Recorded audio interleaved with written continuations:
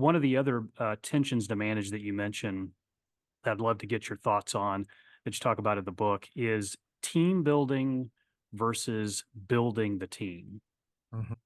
One of the hardest things for a leader who's stepping into a new role. Now, there are lots of versions of this, and I again talk about this in the book, but you may be an internal promoted candidate, you may be coming in from the outside the organization. So, however you arrive, there's so many different derivations, but however you arrive, there is a team in existence when you get there.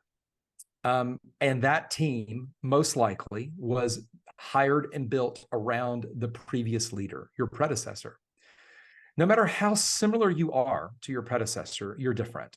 Therefore, that team is not going to fit you as well as it fit the previous leader. I mean, it's like the glove, right? You put the glove on, it's a little tight, a little too big. It just doesn't fit right.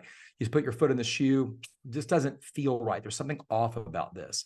And what's off is that the things surrounding you aren't made to surround you. They were made to surround the previous leader.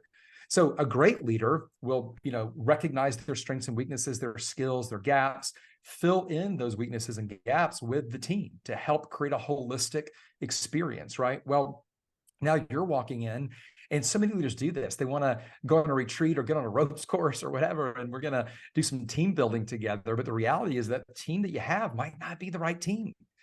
And so it's challenging. Again, I go through this in detail in the book, but we've got to figure out who we are first. We got to really know ourselves well, be very, very self-aware. EQ is so important in these things. EQ will destroy everything, right? Eventually, but it does this very quickly, destroys this transition very quickly. So we have to be very aware of ourselves. We also have to find out how to be aware of who we have around us.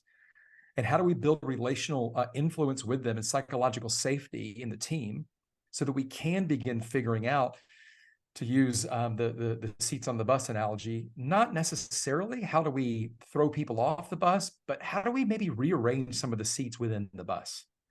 How do we position people to be successful on the team with me as the leader now, not with who they had as the leader? And so Mhm. think about, though, how tough that is for all the people walking in. I mean, the minute that the leader, the predecessor said, I've got some news to share, everybody got real nervous real quick, right? And this is why they know that things are going to be different and they don't know how it's going to affect them. And so they're living in this state of limbo. The faster we can get through that, the better. And if we have a plan in place to do that, practically, tactically, but also emotionally, understanding what they're feeling and leading them through those feelings, we can get to the other side of those conversations, not too quickly, but faster than maybe if we didn't have a holistic plan walking in.